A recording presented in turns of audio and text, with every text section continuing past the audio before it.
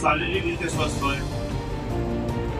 આધ્યાત્મિક રીતે સ્વસ્થ હોય અને સામાજિક રીતે સ્વસ્થ હોય. હવે આ 4 તબક્કા છે, 4 ફેઝ છે જેની અંદર સ્વસ્થતા જરૂરી છે.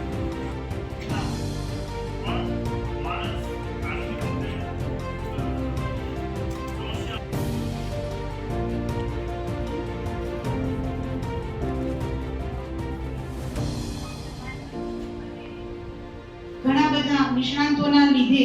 એચઆઈવી હવે એવી કોઈ મોટી જટિલ સમસ્યા છે નહીં. એચઆઈવી વિશે આપણે બધાને નોર્મલ થોડી ઘણી તો માહિતી નથી મળતી. બીજું કે આપણી ભારત સરકાર, ગુજરાત સરકાર એ પણ હર હંમેશ એવું કહેવાય ને કે માના જન્મથી, માના ગર્ભમાં રહેલું બાળક અને જન્મ લઈને બહાર આવે ત્યાં સુધી અને ત્યારથી તે 18 વર્ષનું થાય એ પછી પણ પોતે યુવા વર્ગમાં પરિણમે અને એ પછી પણ એનું સામાન્ય જીવન જે નેતૃત્વ જે માનનીય વડાપ્રધાન શ્રી નરેન્દ્રભાઈ મોદી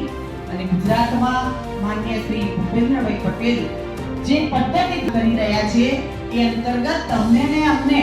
ક્યાંક કંઈક એવું વધારે લાગતું હશે કે ભાઈ એટલો બધો ગોળ છે કામનો, પણ એના થકી આપણે આજે જે દેશની પરિસ્થિતિ 5-10 વર્ષ પહેલા